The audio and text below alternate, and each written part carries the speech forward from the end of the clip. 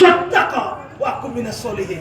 Ya Allah, kalau kami tahu begini ganjaran pahala itu, kalau kami tahu begini keadaan kami, ya Allah, besarnya pengaruh dari amalan itu, maka izinkan kami hidup lagi, ya Allah.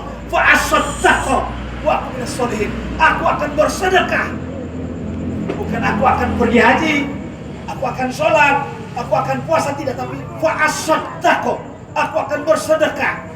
Jamaah sekalian, satu riwayat yang sahih, ada orang kaya punya kebun kurma yang banyak pada zaman Nabi. Dia punya lumbung banyak sekali, jamaah sekalian.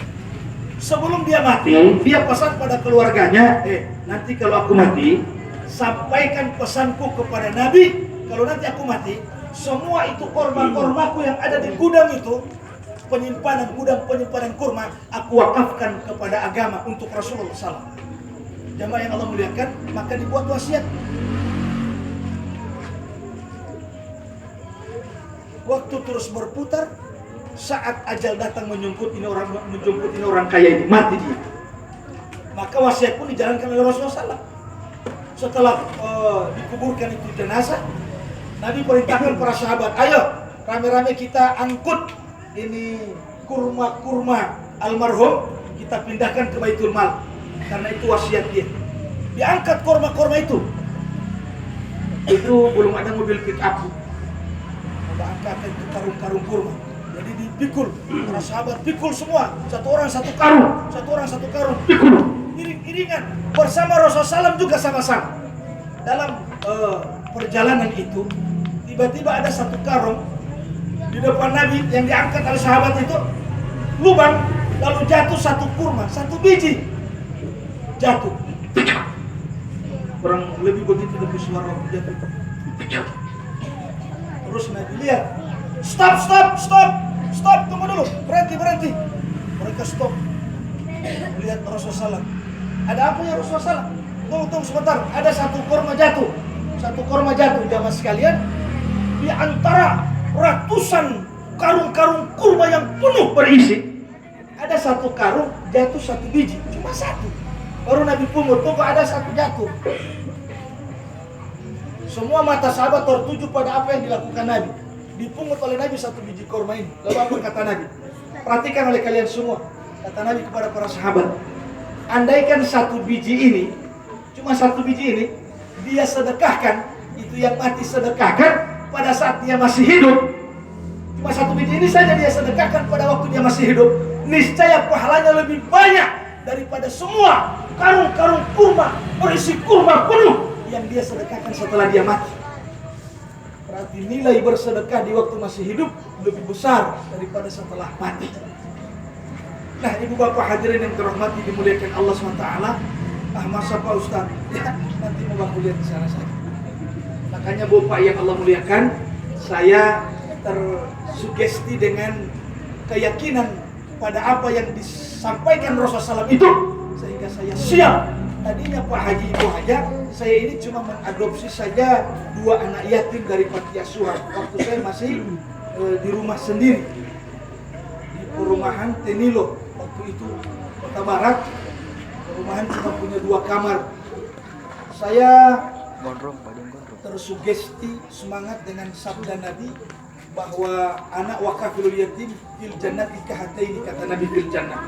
Aku dan orang yang mengasuh anak yatim di akhirat akan seperti dekatnya 2 jari ini.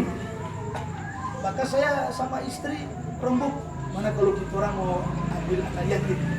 Nah, sudah kami tawar 2 anak yatim di panti asuhan Al-Hijrah waktu itu. Jemaah yang Allah muliakan, saya termasuk salah satu staf pembina di panti asuhan sebelumnya, bukan yang sekarang yang saya asuh. Nah, maka ketika saya datang meminta 2 anak, siapa di antara kalian nak yang mau temani Ustadz sama-sama mau tinggal di rumah? Hampir semua berdiri. Saya bilang tunggu dulu, kamar cuma 2, khusus semua berdiri. Rencana cuma mau ambil 2, akhirnya 4 yang siap. Setelah diseleksi 4 saja yang berangkat. Oke, bawa 4 orang. Rupanya mulai terasa berkahnya. Lagian teman-teman yang 4 ini di panti itu, mereka pengen tinggal juga. Saya bilang kalau begitu kita harus terima ini berkah ini. Saya sampaikan sama istri, bagaimana kalau kita pindah rumah saja. Kita pindah rumah, insya Allah kita bisa menampung lebih banyak mereka. Waktu itu saya pindah ke Molosipat W. Kalau ini Molosipat U. Molosipat W, Kota Marang. Saya pindah rumah yang ada 5 kamar. Wah, alhamdulillah mereka bertambah jadi 12 orang. Alhamdulillah putra putri. Subhanallah, asik. Ada suka dan ada duka. Pokoknya sebegitulah seninya. Tapi asik. La ilaha illallah. Bapak Ibu hadirin Allah muliakan. Sedangkan cuma 2-3 anak saja, lumayan bikin pusing kepala, penuhi kebutuhan mereka. Apalagi sudah 12. Gagal. Akhirnya di situ saya mulai main jual televisi, jual motor. Untuk apa? Untuk kelangsungan kebutuhan anak-anak. Belum pegang panti asuhan, belum, masih di rumah. Jemaah yang Allah muliakan, jual. Gagal. Mereka makin banyak bertambah. Akhirnya saya pindah ke Kampung Bugis. Wah, Masya Allah. Dapat lagi tambahan yang dekat-dekat sana juga. Pindah lagi saya ke Awara. Perumahan Awara dekatnya Pak Saifuddin Mateka. Nanti setelah di situ rumah tidak menampung, kami sewa kos. Ada kos-kos di sebelahnya itu, di Awara itu. Sewa kos, tidak apa-apa, bayar. Pokoknya bayar itu kos tidak apa, yang penting anak-anak bisa tinggal bersama, mereka bisa terpelihara amalannya, juga ilmu sedikit bisa saya wariskan kepada mereka, tidak apa-apa. Ada yang prihatin, Pak Ustadz, kalau baru bayar kos bagaimana? Pak Ustadz, kalau cuma saya punya kos itu saya kasih gratis. Ustadz, dia bilang, makanya kamu Allah tidak kasih kos. Tapi wah, dari mana Ustadz uang? Ya dari ceramah-ceramah, bayar kos. Cuma sekarang kan sudah tidak ada kos saya bayar, makanya alhamdulillah aman.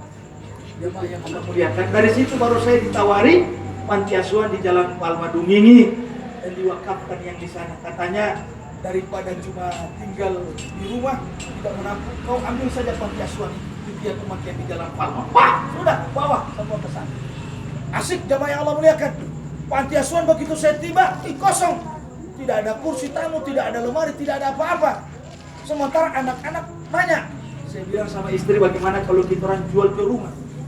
Yang penting orang bisa tinggal di panti asuhan dengan anak-anak sama-sama. Kan tidak tinggal di bawah pohon kita orang, tidak tinggal di tanah lapang, tinggal di panti asuhan sama-sama, jual rumah saja. Istri saya karena memang dia punya rencana itu, dia akan pergi ke akhirat. Semua yang di dunia mau dikasih tinggal, makanya dia setuju. Wah, luar biasa. Istri kalau begitu, Masya Allah. Kalau belum mati jangan dikubur dulu. Akhirnya dijual rumah, Bu.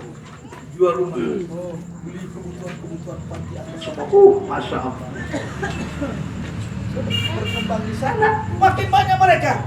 Saya bilang bagaimana ini? Apalagi yang mau jual? Saya punya mobil kan, mobil pribadi. Jual itu mobil. Jual, main jual. Jemaah yang Allah muliakan.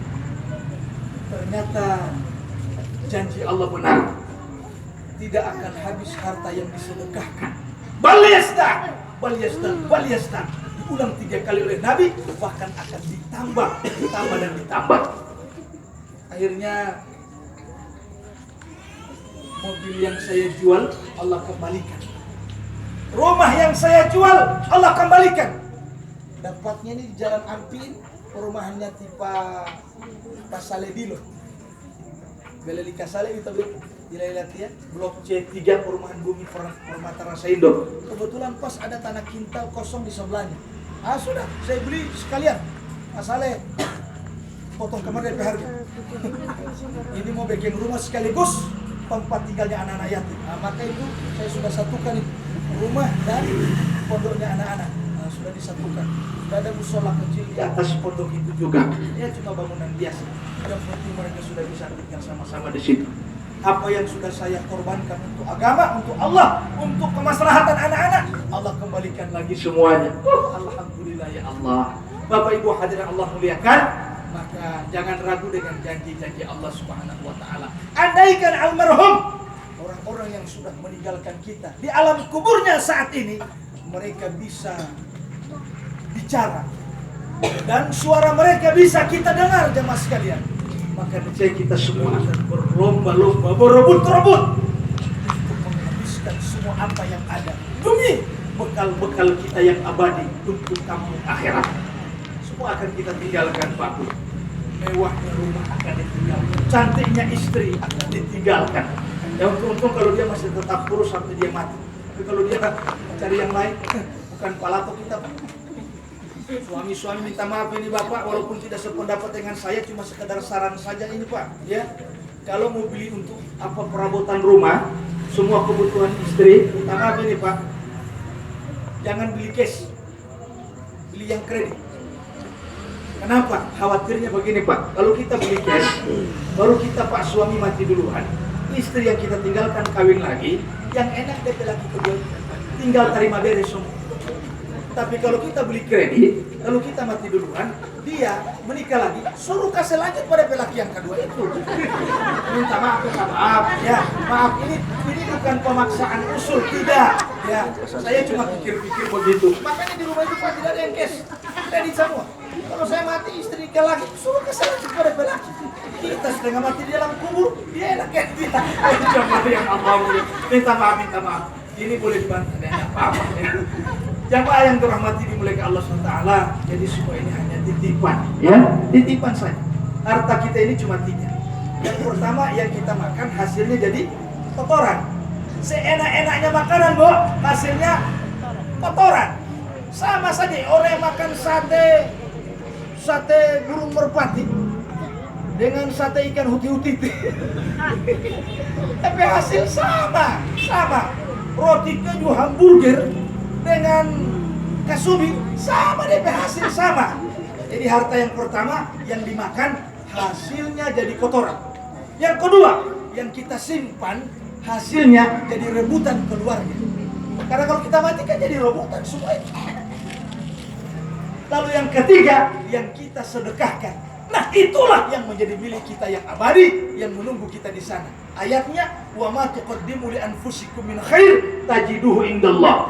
Apa saja yang telah kita dahulukan dari diri kita sebelum mati, maksudnya kita sudah dahulukan dia.